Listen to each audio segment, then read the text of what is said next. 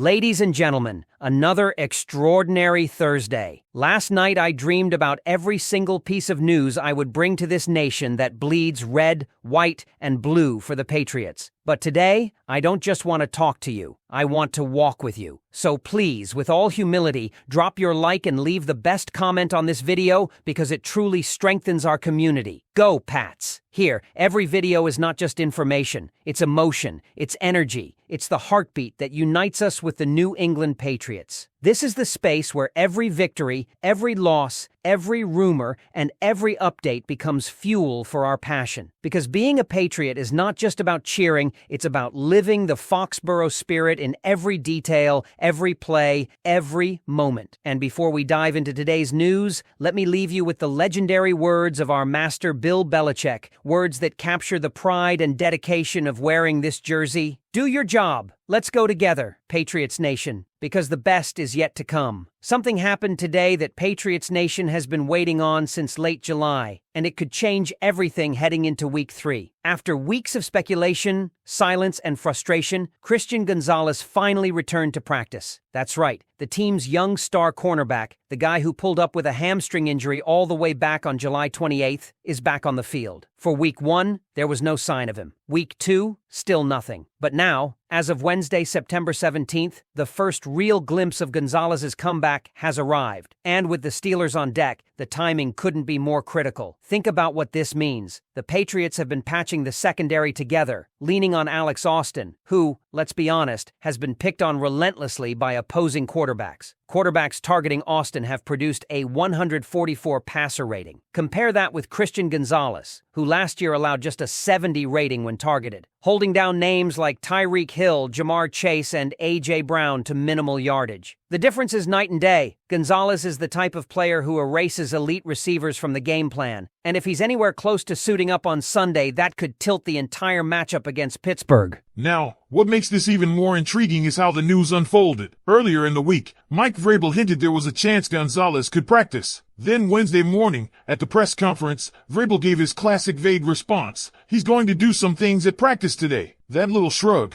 that casual sure when asked if Gonzalez might play against the Steelers, it's the clearest sign yet that the Patriots are preparing for the possibility of their shutdown corner returning. After 6 long weeks of waiting, fans finally have hope that Gonzo will be back patrolling the secondary. And here's why it matters so much. Pittsburgh has Aaron Rodgers under center. Even if Rodgers isn't the same mobile threat he once was, he can still carve up a defense if given time and space. Without Gonzalez, the Patriots' back end has been vulnerable. Tyreek Hill just put up one of his best games in over a year against them. With Gonzalez, suddenly DK Metcalf could be locked down the way Jamar Chase was limited to just 15 yards last season. That's the ripple effect one player can have, and Gonzalez has already proven he's capable of it. But Gonzalez isn't the only headline right now. Harold Landry has quietly become one of the biggest steals of the offseason. Signed to a modest 3-year, $43 million deal after Tennessee cut him loose, Landry has exploded out of the gate. Through 2 games, he leads the entire NFL in sacks. Yes, more than Myles Garrett, more than T.J. Watt,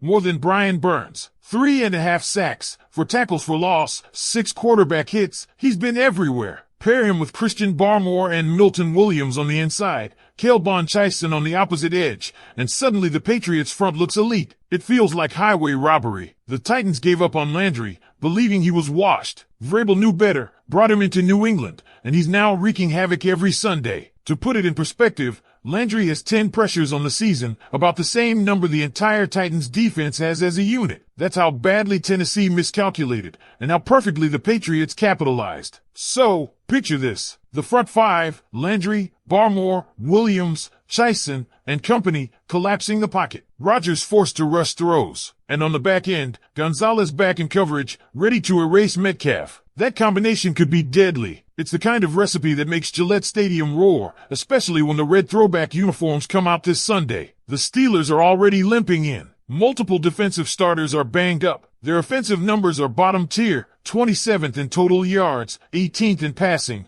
and the third down conversion rate is one of the worst in the league. This game isn't just another Week 3 matchup. It's a potential playoff tiebreaker. Both teams project as wild card contenders, hovering around 9-8 or 10-7. The winner here could easily hold the head-to-head advantage that decides who gets into the postseason. This is why the Gonzalez return is so massive. Even if he's limited, even if it's just on key third downs or against Pittsburgh's top threat, his presence changes everything. And if Landry continues his red-hot start, the Patriots' defense could carry them to a statement win. Now I want to turn it to you, Patriots fans. With Gonzalez back at practice and Landry tearing it up, how far do you think this defense can carry the team? Do you see them shutting down Rodgers and the Steelers on Sunday? Or should the staff hold Gonzalez out a little longer to avoid any risk of a setback? Drop your take. I want to know what you're thinking, because this could be the moment that shapes the Patriots season. The Patriots-Steelers rivalry doesn't have Tom Brady anymore. It doesn't have those high-stakes AFC championship moments. But make no mistake, this Week 3 clash could define the trajectory of the 2025 season. Because right now, both teams are sitting in that murky middle tier of the AFC,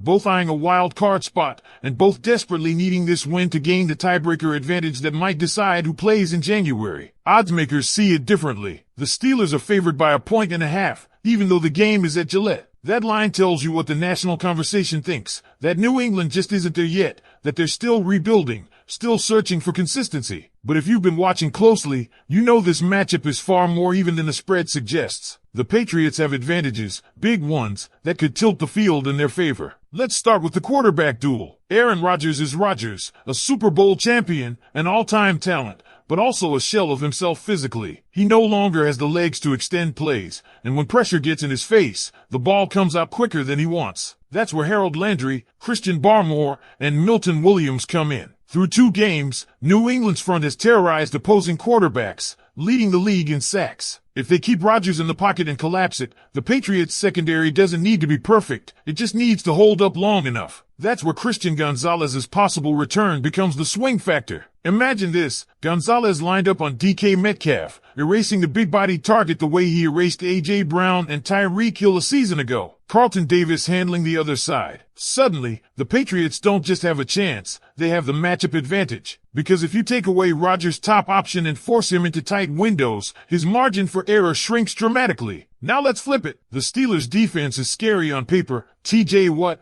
Cameron Hayward, Joey Porter Jr., but what is dealing with rest and nagging issues? Porter has been banged up, and Pittsburgh's secondary has been inconsistent. On the other side, New England's offensive line is quietly graded out as one of the better units in football, with 4 of the 5 starters posting strong pass-blocking numbers. The wild card is Morgan Moses. If he can go, the Patriots can give rookie quarterback Drake Maye enough protection to make plays. If not, what could wreck the game on his own? Keys to victory become clear. Start fast, force the Steelers to play from behind, and neutralize Watt. When teams run away from him, they're averaging over 6 yards per carry. When they run at him, barely 2.5. The math is simple. Design runs to the left, avoid Watt's side, and trust Maye to take advantage of play action. Josh McDaniels may need to unleash Maye a little more each week, but balance is key. You don't want to drop him back 45 times against Watt. And don't underestimate the atmosphere. Gillette Stadium still cares. Patriots fans still care. In red throwbacks, at home, with the chance to go 2-1 and take control of a potential playoff race, the energy will be deafening. The Steelers historically don't handle Foxborough well,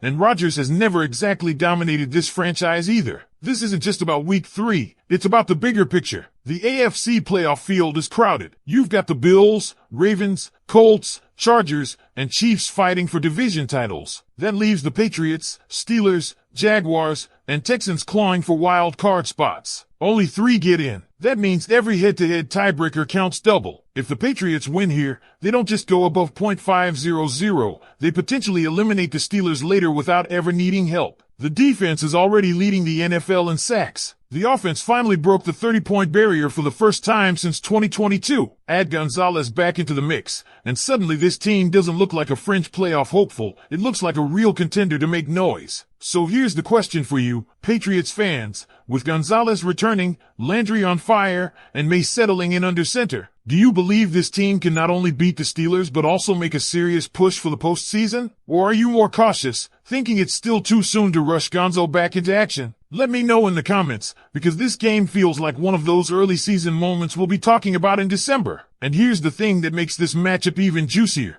Both teams are staring at their identity check right now. For New England, it's about proving that this defense can be elite when it has all its pieces. For Pittsburgh, it's about showing Rodgers still has enough in the tank to drag them to wins in tough environments. It's strength versus strength, and it's desperation versus desperation. The Patriots know their formula: suffocate quarterbacks with relentless pressure, keep games manageable for Maye, and let playmakers like Stephon Diggs, Keyshawn Bout, and Hunter Henry handle the scoring opportunities. But add Gonzalez back into that equation, and the formula doesn't just work, it becomes dangerous. Because now Rodgers doesn't have the easy out. Now his first read might be erased. And when he's forced to hold the ball even half a second longer, that's when Landry or Barmore or Milton Williams closes in. That's when a sack, a fumble, or even a game-changing turnover happens. There's also something psychological here. This locker room has been waiting to see Gonzalez back in pads. When your young star returns after weeks of questions, it energizes everyone. It tells the defense, we're whole again. It tells the offense, you don't have to score 30 every week because the secondary can actually shut someone down now. That boost is real, and it matters in a game that feels like it's already carrying playoff weight. So the question becomes, will Christian Gonzalez actually step on the field Sunday? Or will the staff play it safe and hold him one more week? The shrug from Vrabel says they're leaving the door open. The way the team is talking, it feels like they want him out there. And if he is,